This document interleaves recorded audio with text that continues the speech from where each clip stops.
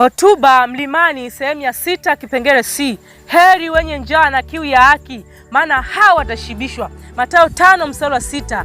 Baba yetu mwema, Mungu uketie mahali juu mbinguni, asante katika siku ya leo. Tazama siku ya leo tunakuja mbele zako Baba, tukilihimidi na kulishukuru jina lako kwa makuu ambayo umetutendea. Tunalihimidi na kulishukuru jina lako na kushangaa uumbaji wako na huruma ambazo umetuonyesha katika ukombozi, upendo wa ajabu ambao umetuonyesha katika maisha yetu kwa kutufia msalabani.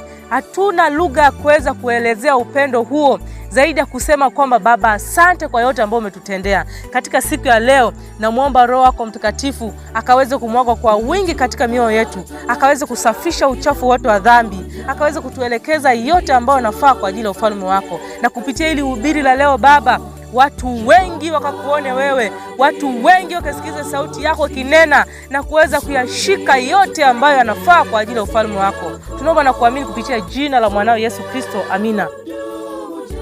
Mpendwa msikilizaji, maneno ya Mungu ni chemichemi ya maji ya uzima, na kadri unavyozidi kuchota maji katika chemichemi ya maji ya uzima na kunywa ili kutuliza kiu rohoni, ukiongozwa na Roho Mtakatifu, utaona jinsi ambavyo mafundisho ya Biblia uliokuwa unaona kutoka zamani ya kawaida, unaona yanafunuliwa kwa njia mpya. Mpendwa msikilizaji, katika Jumatano ya leo maombi, na muomba Roho Mtakatifu akamwaga kwa wingi katika mioyo yetu ili aweze kutufumbulia mafungu ya Biblia mengine mengi ambayo tulikuwa tunaona ya kawaida, akayafumbue na tukayaone yenye maana mpya. Na muomba Roho Mtakatifu katika Jumatano ya leo maombi akaweze kumulika fahamu zetu ili tuone jinsi ambavyo mafungu ya Biblia yanafungamana na wokovu. Kwa kufanya hivyo basi tutaweza kugundua jinsi ambavyo tutamwona Yesu Kristo akiwa ni kiongozi wetu. Tutamwona Yesu Kristo akiwa ni mwalimu, sio mwalimu wa kawaida, ni mwalimu anatoka katika kiti cha enzi,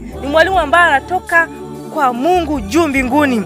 Na mpendwa msikilizaji, ukisoma katika kitabu cha Yohana 4:14 anasema kwamba yeyote atakayekunywa maji yale nitakayompa mimi hataona kiu milele, bali yale nitakayompa yatakuwa ndani yake chemichemi ya maji yakibubujikia uzima wa milele. Mpendwa msikilizaji, namuomba Roho Mtakatifu akaweze kutufunulia hakika na kweli za Mungu, maana kwa kufanya hivyo atatusaidia kuwa na kiu, atatusaidia tutamani kwenda kuzungumza na wengine juu ya mambo mema yaliyofunuliwa kwetu, ili waweze na wao kuweza kufahamu. Kila tutakapokutana na watu, tutatamani kuwafundisha mambo yale yote ambayo hawajafahamu kuhusu kazi, kifo, maisha na ufufuo wa Yesu Kristo. Tutawafundisha jinsi ambavyo Mungu wetu ni Mungu mwenye upendo. Tutawafundisha jinsi ambavyo Mungu wetu ni Mungu mwenye huruma. Tutawasimulia wale wanaompenda Kristo na wale ambao hawampendi Kristo. Mpendwa msikilizaji,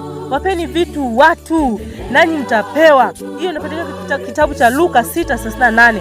Na mpendwa, neno la Mungu ni chemichemi ya bustani yangu, kisima cha maji yaliyo hai, vijito vya Lebanoni. Hiyo ni wimbo ulio bora 4:15. Mpendwa msikilizaji, katika Jumatano ya leo ya maombi, tambua kuwa ukiwapa watu vitu nao utapewa. Hii inamaanisha nini? Hii inamaanisha kuwa moyo ule ambao umejua upendo wa Kristo huwa unatamani kupata upendo zaidi. Na jinsi tunavyowaonyesha watu wengine upendo, ndivyo Mungu anavyotupatia upendo mwingi zaidi. Na mpendwa, kila ufunuo wa Mungu rohoni uzidisha uwezo wa kufahamu na kupenda.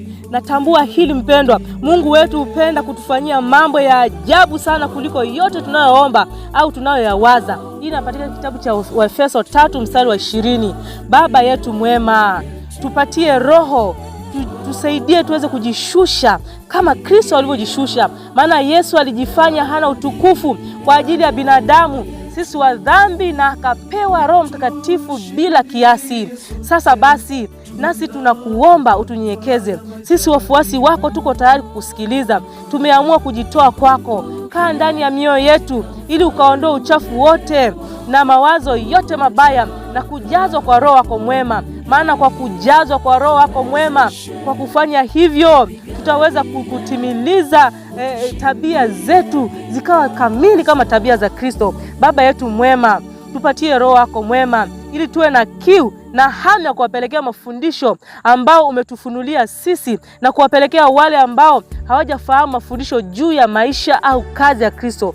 Baba na rafiki yetu mwema, bado naendelea kukushukuru na kukusii uendelee kuishikilia nchi ya Tanzania, endelea kuilinda, ondoa vurugu na fujo, tupatie suluhisho la matatizo haya kutoka kwako, maana tunajua kwamba kutoka kwako kuna suluhisho kubwa na suluhisho bora zaidi, maana tunajua wewe ndio msuluhishi mkubwa zaidi. Endelea kutupatia Roho wako mwema, maana Roho wako atasaidia kunena na kutenda yaliyo sahihi na kupambanua kipi ni chema na kipi ni kibaya. Walinde viongozi na raia wa Tanzania. Tunaomba na kuamini kuwa umetenda kupitia jina la mwanao Yesu Kristo. Amina.